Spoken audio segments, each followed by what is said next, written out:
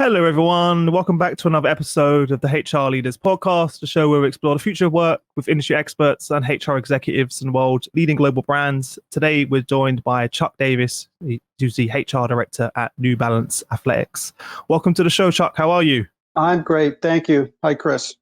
Thanks for joining us. Where are you tuning in from?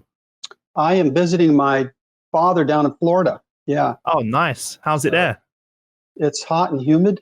I don't know that Florida is the place you want to be in the midsummer US, but yeah, very stinky. Yeah. We're actually having a bit of a heat wave for once in the UK today, and I'm suffering a little bit. I'll be honest. Just at 35 degrees, so it's pretty hot for us. So we don't have air conditioning. My home doesn't have air conditioning, so it's going to be a hot day. What about you? You all right though? You seem like you're pretty cool. Yeah, those without air conditioning in Florida are going to have a really tough summer. So I'm okay though. Thank you. Before we jump in, give everyone a bit of a background to yourself personally, your journey to where we are today. Sure. Yeah. So I work for New Balance in Boston, our headquarters. I've been there 10 years. I've been in HR more years than I care to admit. I say, over 25 years. I spent about 9 years with Fidelity Investments in the mutual fund industry in Boston. I spent a few years in technology, software consulting, started my career in recruiting.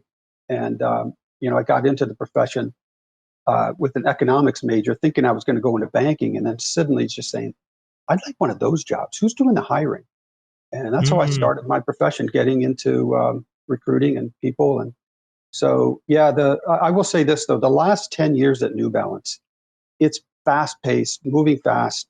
But this last 6 months has just been a ride. And, I bet. It's just been amazing. So anyway, I've enjoyed your podcast and just like to make sure I'm staying connected with what's going on. And, if I could share some insights, it might be helpful. Amazing. I was super excited when you replied back, right? Because New Balance is a company that I think we all relate to and what I love about it is it comes in waves, like, with fashion. So like when we was younger, it's really cool and trendy to have New Balance, and then it goes through like a certain wave and it comes back into fashion as well. Like right now in Europe and in the UK, everyone's wearing New Balance right now, and it rides these different waves. So it must be quite interesting for you over the last 10 years to see that. Do you know what I'm referring to? Right. Yeah. Here's what's interesting. This like nostalgic. I keep going back to the pandemic of what we've learned, but our CEO, Joe Preston, he was talking over a year ago how important it was to be agile, and speed was really important. Speed for us is just like you mentioned, the fashion industry. If you're slow to market, you lose. Yeah. So you have to be innovative. You have to be quick to market. You have to go to market fast. And at the same time, that means our people working for us have to think about doing things differently. How do we change the shape of how we get things done? And some of that is changing the organizational structure. A lot of times it's just simply doing things differently. And but it's been, it is a speed driven industry. As much as we're in the fashion industry, we're also in the industry with making products that people will find long lasting, whether they're considered stylish or not. Yeah. It's a super interesting industry to go into, and it's just sort of riding those waves. But no one really thinks about, obviously, in the back end or the supply chain, the agility, the speed you need to make sure you can stay competitive as well is super important. Obviously, the topic of the episode, balancing business priorities with empathy. How have you been supporting your associates and their health and safety and well-being during the pandemic? Well, we've been learning. I think at the beginning, we all were just, discussing what to do. And the first thing we did was, let's just make sure whatever we do, we communicate, make sure that everybody understands where we're headed. So part of it was, it seems like a long time ago, it was only a few months ago, and our business, it was our retail stores. There's like 2,500 retail stores around the globe. Wow, you're 2,500. Yeah, about 100 in North America, but a lot more outside of North America. That's huge. We had to close them. Like, you can't come into our stores when the state government says you can't. And even when the state government says you can, in many cases, we were thinking it was unsafe. So we pulled out of some of these malls sooner than most of the governments told us you had to. But more importantly, our wholesale business, we have other retailers, thousands of them that closed, multi-door, big stores. So, the impact for us is we had to furlough several people around the globe. We didn't lay people off. We furloughed. It was riding out the storm and trying to figure out. And then we had a few things that we needed to do. So for us, it was empathetic was first, let's just make sure we can control what we know we can control. We can't control what we don't know. We still don't know what's going to happen. Yep, And what exactly. we knew was people were struggling at home. Their kids were at home, and sometimes toddlers, while they were trying to work. And so we just immediately, it didn't take much time. Said, do what you can. You know what? Do what you can to get work done. If you are able to work a few hours instead of 8, that's okay. So we just understood that there were certain issues going on. And we think about parents, there were moms that industry-wide, I think they're just disproportionately the primary caregivers, in not all families, but in many cases, we were sympathetic there. And empathy for us was allowing that flexibility and allowing them to give the not to have to quit their jobs because they're caring for their kids. Right? Yeah, no one should have to make that choice. Yeah. And then a lot of our leaders had kids, some young, some are older. And a lot of people were not struggling, but just challenged. It was a lot of work just to care for the kids and then get a job done. One idea we had that was kind of fun, was different. We had a Parents' Day. It was right around Mother's Day. Now, again, it seems like a long time ago. And so some would say, well, that's not fair. I'm working and multitasking. And I don't have kids. Well, this is the new normal. It's not about being fair, just doing the right thing. We asked the parents to take the day off, and people loved it. And not everyone, but we just felt unapologetic and just felt like the right thing to do. And then the other part of it is safety for us. Safety has been like sincere, like really being careful to keep people healthy and safe. At New Balance, it means we're not ready to go back into our facilities yet all over. We've gone back into our Shanghai office, after calculated risk by sequencing the number of people that go in. Mm-hmm. But in the US and Canada, we're going to hold off. I don't see us going into the buildings at all this year. Really? With the exception of a few essential workers, yeah. Mm-hmm. There's some people in IT that need to be there. And of course, those in our distribution centers, they've been workhorses for the last several months. Our manufacturing facilities were closed for some time. Now they're back open. Yeah, we just talked about it and felt like working from home for us has been productive. Matter of fact, it's been very productive. So we'll just continue to, and for us, it was about safety. Yeah. Are you now in a position where you're looking at, I'm sure like many others, you're rethinking systems, processes, ways of working. Have you sat down with a leadership team and said, we need to rethink this?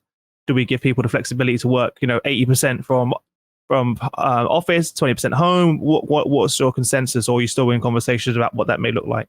Yeah, we are still in discussion. Right now, we thought that we would just communicate that because we know it's been productive working remotely. For the most part, it's been very productive. How are you measuring that, though? Just out of curiosity, how are you measuring that it's been productive? That's a great question. We're trying to identify whether or not there's tools out there that would help us measure it. So today, what we're doing is we're doing less with looking at job descriptions, more with doing what's getting done. And so part of the way we can do that is agility for us has been working on these pods. So we would have, like, we call them 90-day sprints. We just focus for 90 days. There's a group of people working on initiatives. And so it doesn't really matter what your job description, even your title. Yeah, of course. It's about the output.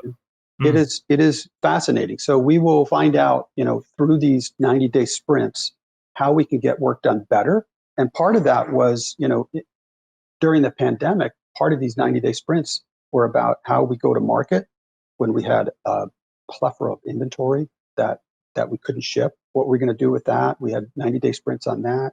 Actually, in the US, we made masks. I guess this would go back to empathy. Empathy is not just about your associates, but the community as well. And in Boston, we suffered with the pandemic. There were a lot of people dying from the coronavirus, and people were short supplies. So we knew that we had these manufacturing facilities available, and these pods. There was a team that just quickly, super fast, prototyped a mask, got it tested, approved, and we started making like 100,000 a day. Really? Now we have too many. Now we don't need them all. That's everyone keeps saying that now. We've got too many masks. Yeah. Yeah. We took a problem into an opportunity, and I will tell you, here's the impact. I don't support the manufacturing in my role. I'm on the commercial side of the business. Yeah. But I was so proud. I'd have neighbors and friends tell me how good it felt to have New Balance stepping in when, sister was a nurse or they had relatives that were having a tough time, and it just felt really good. And that plays itself out. And again, our CEO will say, look, if you take care of people in the company, they will take care of the company. And I think it's been going on for a long time, but I saw that pretty evident during this pandemic. Yeah. I love the idea of those pods, by the way. Do you think you're going to, because I'm sure the innovation, like you already mentioned, that come out of that. How did you work beforehand, by the way, to now with the pods? What does that look like? We had the typical org structures. We'd have teams of people in a commercial business. It would be a merchandising function. We'd have product teams, and our retail business. I'd say to a fault, maybe too siloed in many cases. Yeah. It's a normal people in the same role working together. Think of it like if you were to use the analogy of a football, soccer team. It would be like all the forwards, all the strikers working together. Yeah. The pod team is like everyone. You got, your halfbacks and forwards and goalkeeper, everybody literally on the same team, but different roles. And it's been good. I think a lot of people have learned as they've gone. We've learned a lot as a company, but you kind of have to think about, forget the titles, forget job responsibilities, just focus on what needs to get done, and it'll get done. 100%. Yeah. You think you're going to stick with that model for now on moving forward? Yeah, it's working. We're going to continue with it. At the same time, we still have thousands of people that are working for us. We have to continue to think about what that looks like from an org structure perspective, of course, and how we manage through that. So part of it is how we get things done, and then who's going to do certain things. So it's a big shift. It's definitely a big shift. So in terms of the working from home policy, you haven't really sort of ironed out exactly what that's going to look like. You're still working on that. Yeah, we're still working through it. Right now, we're saying I would expect next year we're going to be super flexible working from home. And I'll just give you an example. Like last year, we were talking about the business, and we're like, okay, we need to be agile. We need to be fast. And then at the same time, business leaders were asking for headcount. We're like, geez, we don't need more heads. What we need to do is find capacity. So I grabbed a group of business partners, HR business partners, and we just captured a lot of ideas and thoughts about how we could create capacity. We had maybe 50 new headcount requests. We know we can only get about 6 approved, so we can prioritize them. But what we can do, we can get more approved if we repurpose and think about getting things done. And part of it is a long way of saying part of our problems in Boston, traffic has been its own pandemic. It is, it takes many of our workers an hour and a half just to get into the office. It's the same with London. Yeah.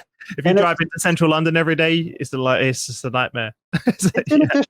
So we were thinking, hey, if we increase our flexibility on working remotely, you attract more talent. We could attract more talent. We get more capacity. It's win-win. But that was a year ago. Now we've certainly seen how it has manifested itself to being more productive. But anyway, that capacity planning exercise turned out to be really good. We just looked at how people are getting work done. And in some cases, managers were simply asking people to stop doing things and see what happens, And then we found out that sometimes the work that they were doing really wasn't adding value. And then at the same time, we were, unapologetic assigning more responsibilities. And in most cases, people think their teams are at 100% capacity. Everyone's loaded up. But if you add a few things more, they'll find a way to get the right work done and usually be appreciative for it. And that's what we did. And now we're doing more and more of that because we have to. But like you just said, though, I found as well in the past, and even certainly of running this company, sometimes it's not about adding more, it's about taking away things that are not adding value. People are just doing things that are just for the sake of doing them that are not actually moving the needle or adding any value. So before we start adding anything new now, we always sit down with the team. Is like, what are we doing which is going to move the needle, and what are we doing that we're spending so much time that actually isn't adding that much value, and taking that away. And all of a sudden we freed up so much more capacity with the team as well. So I think a lot of we had a business leader who sat down with with someone who was creating some reports, really nice reports.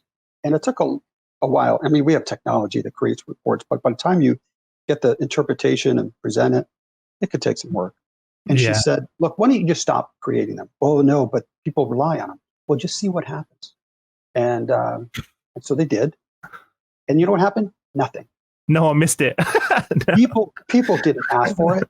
And it just created this opportunity. That's a great example. That's such a good example. Yeah. That's a great. There's so many. So yeah, I'm sure people listen on LinkedIn. Like, there's so many examples of those activities that no one really cares or wants to have, but it's just like it's been there for years, so you just keep doing it, but it's not adding any real value. As well, 100%. Talking of empathy, leading with empathy, what kind of support did you provide your leaders? Because they're now managing remotely. You know, it's very different, right? I struggled early on with our team managing remotely and kind of leading with empathy, finding that balance. Did you do any training with your leaders? What did that look like? Video has been really helpful for us because I think part of it is it allows us to build the trust. You know, you would see in many of our video meetings, kids sitting on laps, you know, or teams sharing, cocktails at the end of the day together. It created an environment where it was trustworthy, it was open, it was transparent, it was good. When it comes down to using that for empathy, it was about like looking your associates in the eye and telling them, it's okay to take time off. It's okay at 2 p.m. to go walk the dog, go on a hike, go on a run, and disappear for 90 minutes. Don't worry about it. Just get the work done. And just you put yourself in their shoes. For our retail business, when we reopen stores, and we're very careful to reopen, we don't want to reopen too early, not sure what would happen. When we did, we reached out to the store managers, our leaders, talk with them about, what it was like. And if people were afraid to come back, we were okay. So just stay out. We'll keep your benefits rolling. And in many cases, they received some support from the government. They certainly did in the US and Canada. And we kept that going for quite a while. But we didn't want our managers to answer questions about healthcare. If somebody had questions about being sick and symptoms, we wanted to take that burden off them.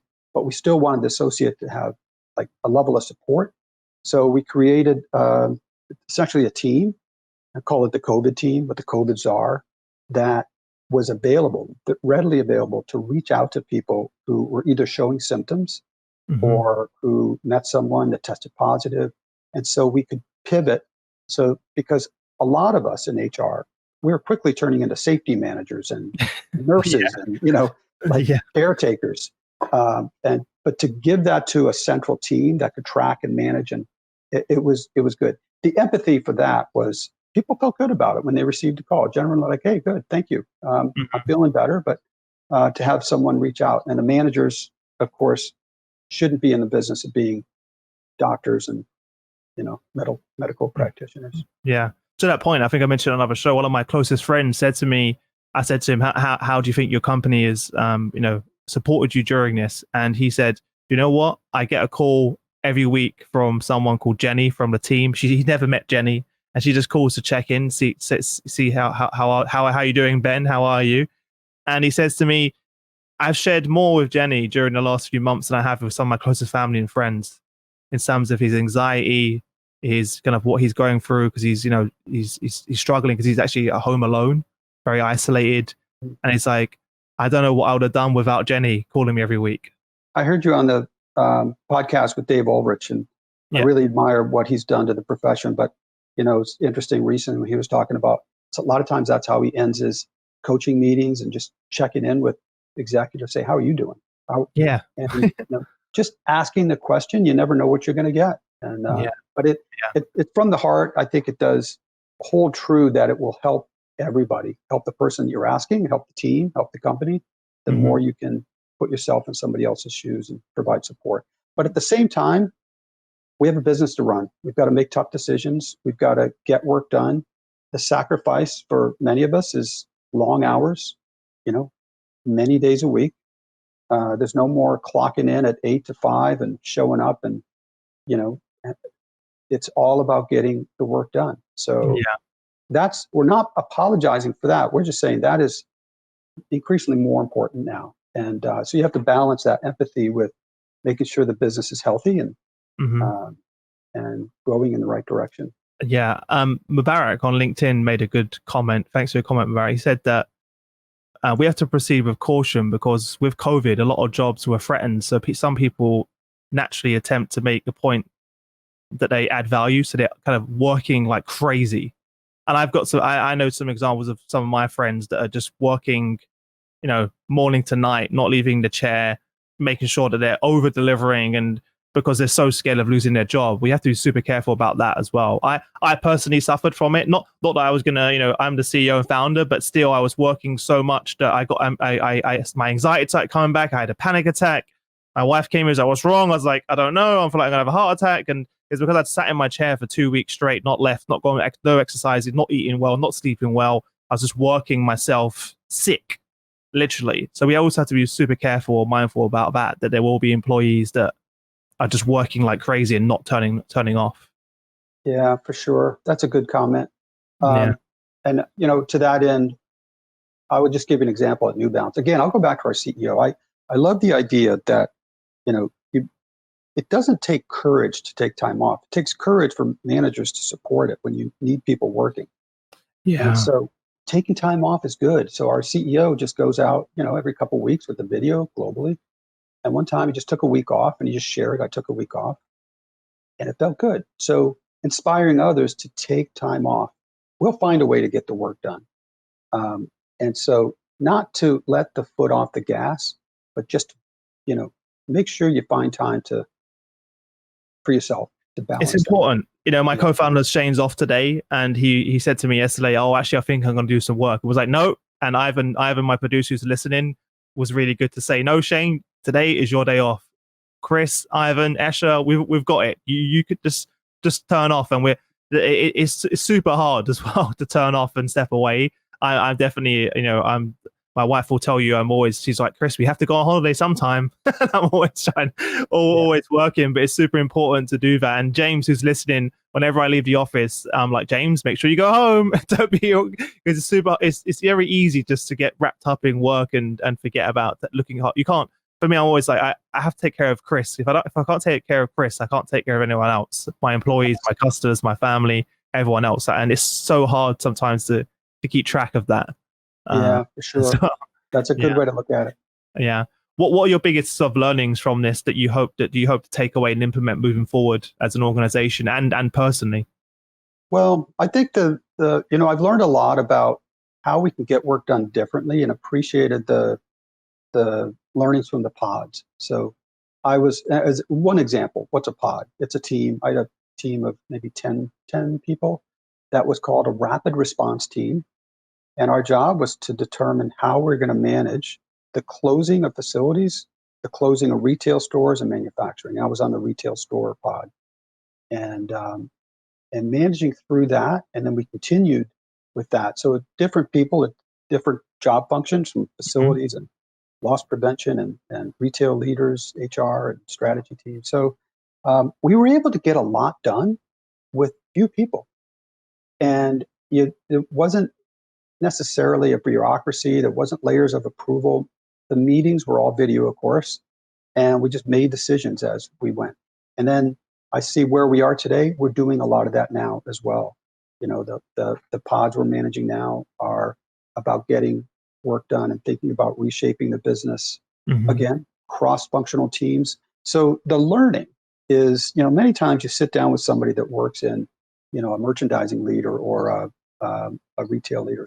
You can learn about what's going on in the business as they can learn about what's important about managing people. And this cross-functional, you know, pod allows us to appreciate how others are challenged in different Mhm. departments and get work done. I'd see us continuing doing that. I also see us managing the workforce with a lot of flexibility, a lot of, I would say, our changes to policies where we've traditionally loved people coming into the office. Coming into the office increased collaboration, or that was our strategy previously. Water cooler time and time in meetings, you can really get a lot learning. But what we found is, we can get that through video. It's maybe in some cases not as fun sometimes, but it's super productive. What about personally? You mentioned obviously from the organization, what are sort of, this is a tough time, right? To be a HR leader. What were the biggest sort of takeaways for you personally? Personally, I've grown to be super proud of the people that I work with, those in HR and in the business, really proud and learned a lot from them on, and everything from stepping in to helping me to, working through some problems together. It's been great to, readily admit that I don't have all the answers. Yeah. Have a discussion with people, and you can have 5 minutes with 3 people and come out with a good resolution. And so for me, that I would go back to agility. Agility, sometimes could have been done at a water cooler discussion. We can get some results just in a cafeteria lunch meeting. Yeah. But during the pandemic, when we're on video, many times we'll just schedule a quick call and get some things done. So I've learned that. I've also learned that not every issue is the same when it comes to employee needs. People, some are going through much worse than others, and you just have to appreciate that everyone's situation is different. Some have families, some don't. Yeah.